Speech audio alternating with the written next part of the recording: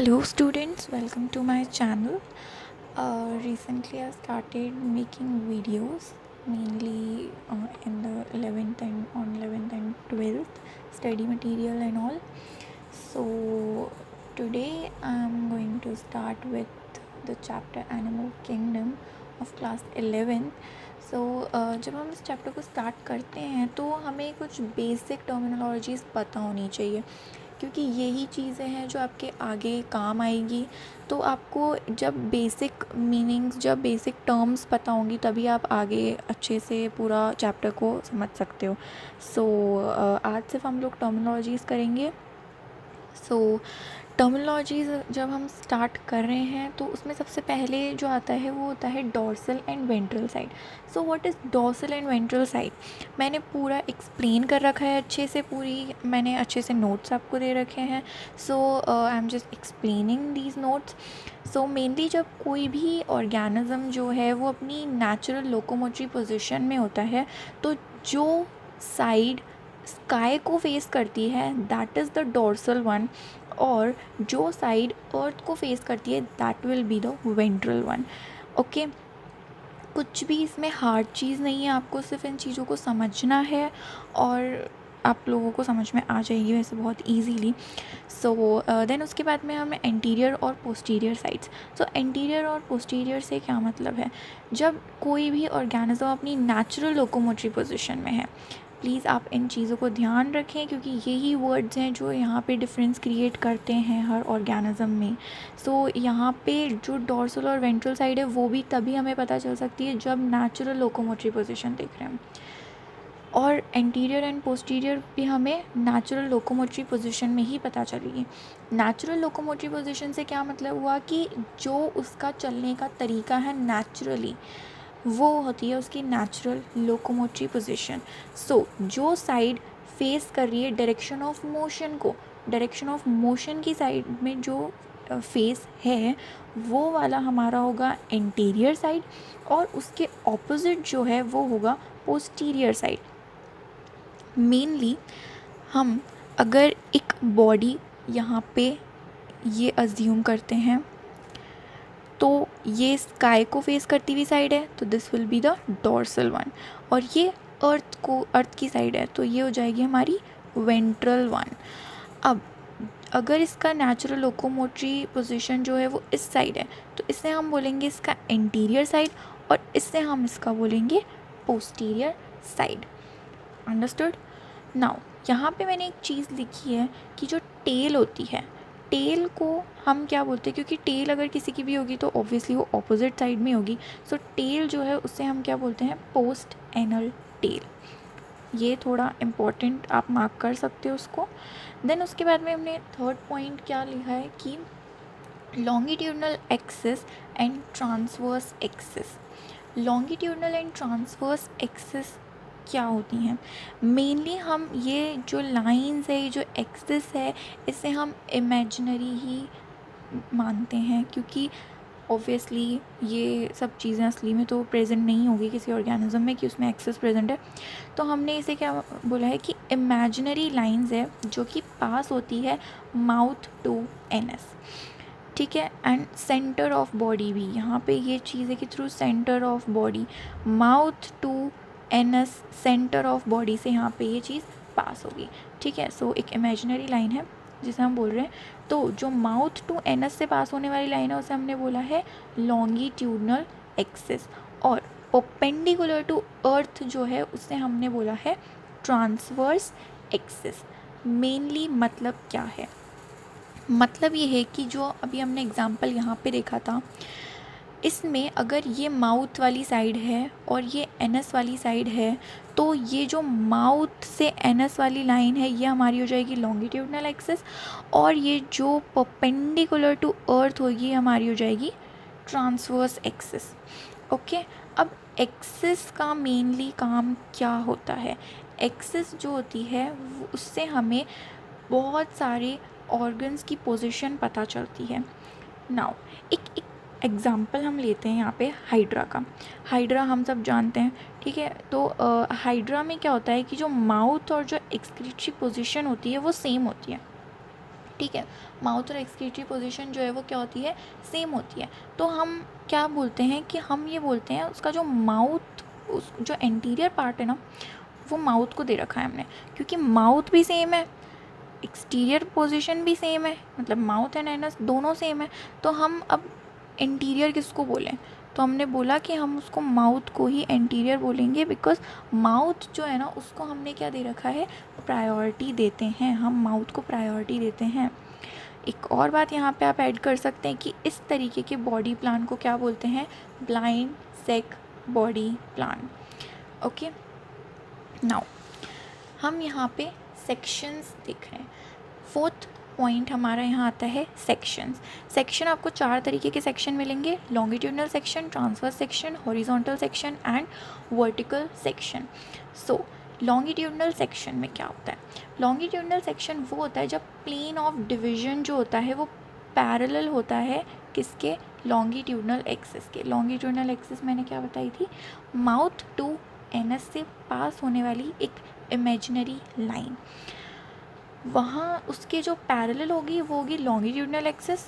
Transverse axis क्या होता है, ट्रांसवर्स एक्सिस होता है जो प्लेन ऑफ डिवीजन, जब प्लेन ऑफ डिवीजन जो है वो परपेंडिकुलर होता है किसके, लॉन्गिट्यूडनल एक्सिस के। जब हमें लॉन्गिट्यूडनल एक्सिस है तो हम उसके परपेंडिकुलर करके क्या निकाल सकते हैं, ट्रांसवर्स सेक्शन भी हम देख सकते हैं, ट्रांसवर्स सेक्शन भी हम देख सकते हैं। ठीक है, now horizontal section. Horizontal section और वर्टिकल सेक्शन, ये 2 सेक्शन ऐसे हैं जो कि कब हम बोलते हैं, जब हमें नहीं पता होता है कि एंटीरियर, पोस्टीरियर, डोर्सल, वेंट्रल क्या है।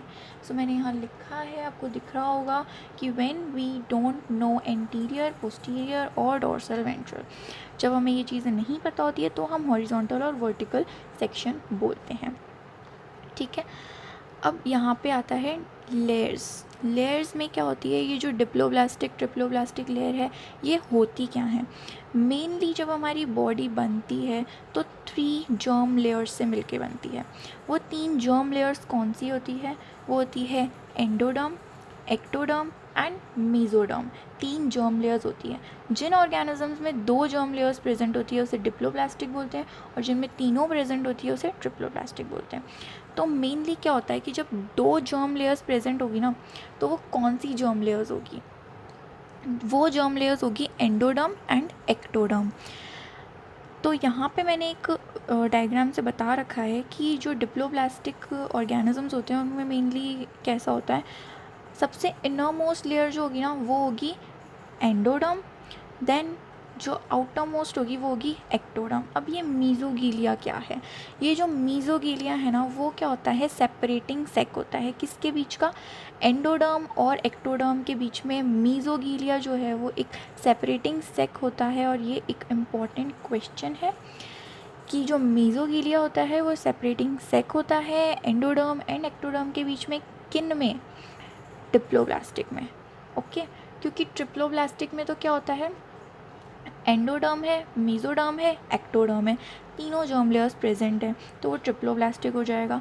अब यहाँ पे भी वही है कि एंडोडर्म जो है वो इनर मोस्ट है, middle mesoderm and outer most जो है वो कौन सी होगी, एक्टोडर्म।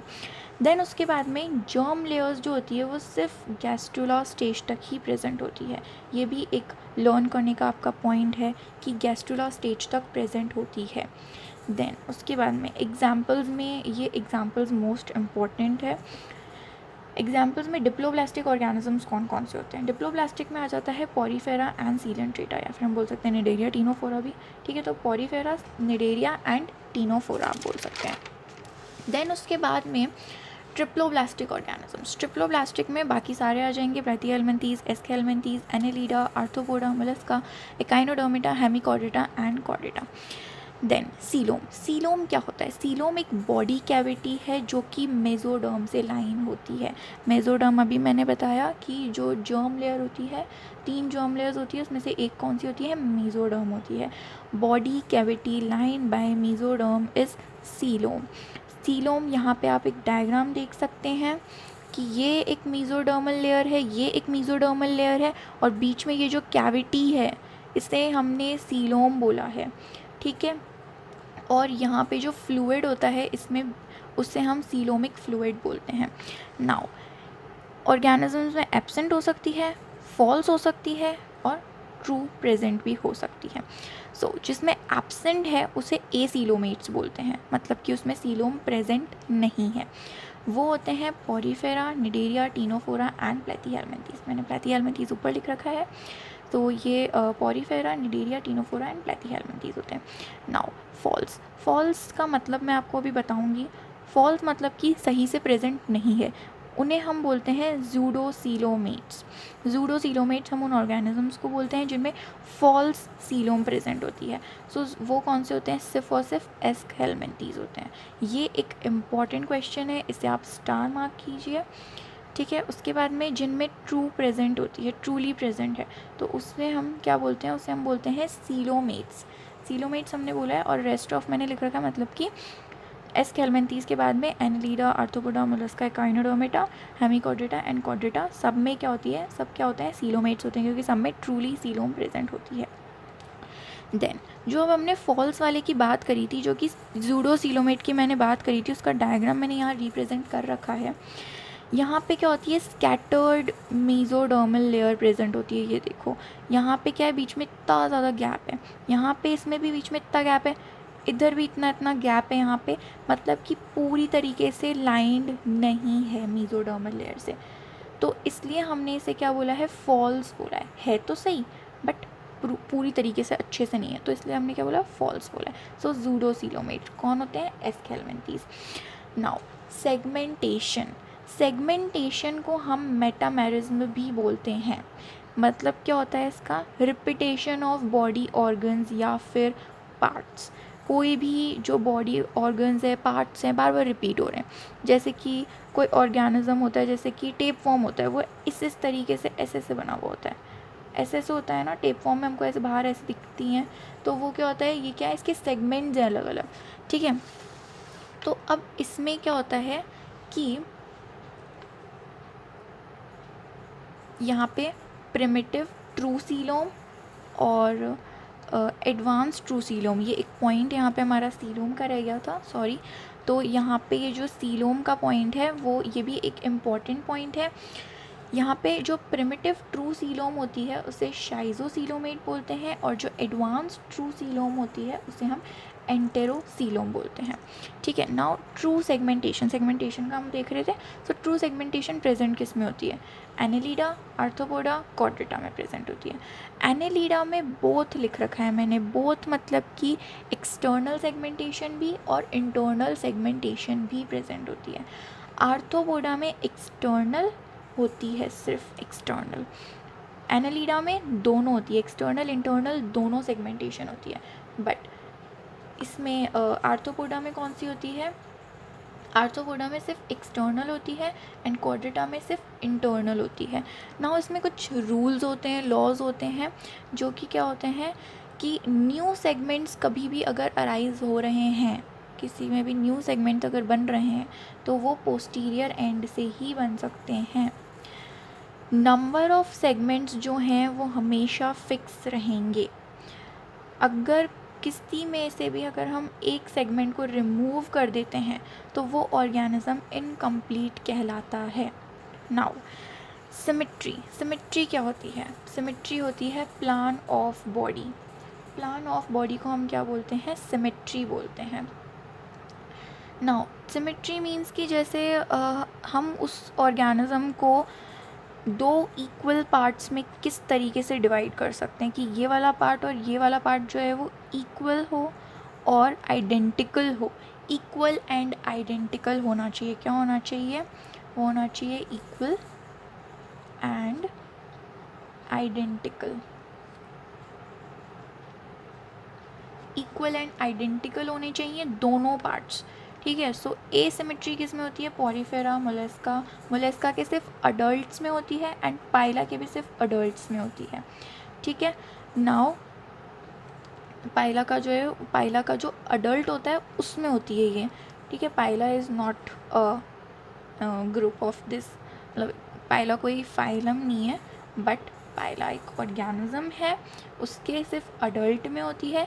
सो पॉरीफेरा मोलस्का के अडल्ट में एंड पाइला का भी adult. Bilateral symmetry, bilateral symmetry मतलब कि दो पार्ट्स में डिवाइड हो रहा है, ठीक है, वो बाइलेटरल सिमेट्री हो जाती है। वो क्या होती है, प्लेथीहेल्मिन्थीज, एनालिडा, आर्थ्रोपोडा, मोलस्का के लार्वा में। मोलस्का के अडल्ट में एसिमेट्री थी, मोलस्का के लार्वा में होगी है। एकाइनोडर्मेटा के लार्वा में, हेमिकॉर्डेटा, कॉर्डेटा। नाउ बाइरेडियल, बाइरेडियल मतलब कि अगर कोई ऑर्गेनिज्म है तो वो इस तरीके से और इस तरीके से डिवाइड हो सकता है। सारे पार्ट्स क्या हैं, इक्वल एंड आइडेंटिकल होंगे, तो वो क्या होते हैं, टीनोफोरा में होते हैं। रेडियल, रेडियल इसमें मेनली होता है, पॉलीरेडियल होता है ये।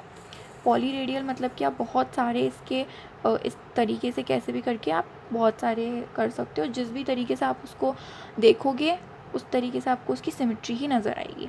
जैसे कि ये वाला अगर हम देखें तो ऐसे कर लो, ऐसे कर लो, ऐसे ऐसे कैसे भी करो, आपको हर जगह से उसकी सिमेट्री ही नज़र आएगी। सो वो होता है निडेरिया में, ठीक है। नाउ प्रोटोस्टोमिया एंड डेंटेरोस्टोमिया क्या होता है। मेनली पहले हम इसके एग्जांपल्स देख लेते हैं कि प्रोटोस्टोमिया के एग्जांपल्स क्या हैं। प्रोटोस्टोमिया में पॉरीफेरा से लेकर के मोलस्का पूरे क्या होते हैं, प्रोटोस्टोमिया होते हैं। और डेंटेरोस्टोमिया होते हैं एकाइनोडर्मेटा, हेमिकॉर्डेटा एंड क्वाड्रेटा। सो यहाँ आप देख सकते हो कि पॉरीफेरा से मोलस्का तक के हमारे क्या हैं, प्रोटोस्टोमिया होते हैं। और डेंटेरोस्टोमिया होते हैं एकाइनोडर्मेटा, हेमिकॉर्डेटा एंड क्वाड्रेटा। नाउ यहाँ पे अब ये इसका मतलब क्या होता है, ये क्या है, एग है, फीमेल में एग है ये, ठीक है। और ये क्या है, स्पर्म है, या फिर हम इसको बोल सकते हैं मेल गैमेट है, ठीक है। मेल गैमेट है और ये फीमेल गैमेट है। तो जब मेल गैमेट फीमेल गैमेट से फ्यूज़ होता है तो यहाँ पे एक पोर डेवलप होता है, ठीक है। इसके जस्ट ऑपोजिट साइड पे एक पोर डेवलप होता है जिसे कि क्या बोलते हैं, ब्लास्टोपोर बोलते हैं। ये ब्लास्टोपोर अगर माउथ बनता है तो वो ऑर्गेनिज्म प्रोटोस्टोमिया में आते हैं। अगर ये ब्लास्टोपोर एनस बनता है तो वो ऑर्गेनिज्म डेंटेरोस्टोमिया में आते हैं। Understood. Now level of organisation, level of organisation में क्या होता है, लेवल ऑफ ऑर्गेनाइजेशन है कि वो पूरा ऑर्गेनिज्म में कौन सा लेवल ऑफ ऑर्गेनाइजेशन चल रहा है। प्रोटोप्लाज्मिक लेवल ऑफ ऑर्गेनाइजेशन जो होता है वो सबसे लोअर लेवल ऑफ ऑर्गेनाइजेशन होता है। Lowest level of organisation is protoplasmic level of organisation. Protoplasmic level of organisation मतलब कि पूरी बॉडी का काम कौन संभाल रहा है, प्रोटोप्लाज्म संभाल रहा है। एग्जाम्पल्स अमीबा, प्रोटोसोम्स, ठीक है। Now cellular level of organisation, cellular level of organisation, sponges, sponges किस में आते हैं, पॉरीफेरा, फाइलम पॉरीफेरा में आते हैं स्पॉन्जेस, ठीक है। सो ये आ जाएगा, जो सेल्यूलर लेवल होता है वो किस में होता है, स्पॉन्जेस मतलब कि पॉरीफेरा में मेनली। सो सेल्यूलर लेवल में क्या होता है कि अलग अलग सेल्स जो होते हैं वो अलग अलग काम करते हैं। प्रोटोप्लाज्म में क्या हो रहा था, प्रोटोप्लाज्म ही कर रहा है सारा काम जो भी कर रहा है। सेल्यूलर लेवल में क्या हो रहा है, अलग अलग सेल्स अलग अलग काम कर रहे हैं। Tissue level of organisation, tissue level मतलब कि यहाँ पे आप टिश्यूज़ बन गए, अलग अलग टिश्यूज़ को अलग अलग रिस्पॉन्सिबिलिटी दे दी गई, तो वो किस में होता है, सीलेंट्रेटा में होता है, ठीक है। Now organ level of organisation मतलब कि अब यहाँ ऑर्गन्स बन गए हैं। ऑर्गन लेवल ऑफ ऑर्गेनाइजेशन में क्या हो गया है, ऑर्गन्स बन चुके हैं। सो ये क्या हो जाएगा, प्लेथीहेल्मिन्थीज। सिर्फ इसका एग्जांपल सिर्फ और सिर्फ प्लेथीहेल्मिन्थीज होता है, ये भी एक इम्पॉर्टेंट पॉइंट है। Now organ system level of organisation, अब यहाँ पे ऑर्गन सिस्टम बन गए, जैसे कि हम में है, हम में अलग अलग सिस्टम है जो कि अलग अलग काम करते हैं, तो वैसे ही अब यहाँ पे organ system level of organisation आ गया। तो ये किस में होता है, एस्केल्मेंथीज से लेकर के क्वाड्रेटा तक सब में होता है। सो ये थे जो भी टर्मिनोलॉजीज़ थी वो ये थी। अब आप इन्हें अच्छे से इन नोट से रेफ़र कर लीजिएगा, ये आपको बहुत ज़्यादा हेल्प करेंगे आपकी आगे की चीज़ों को समझने में। So that's it for today, thank you so much.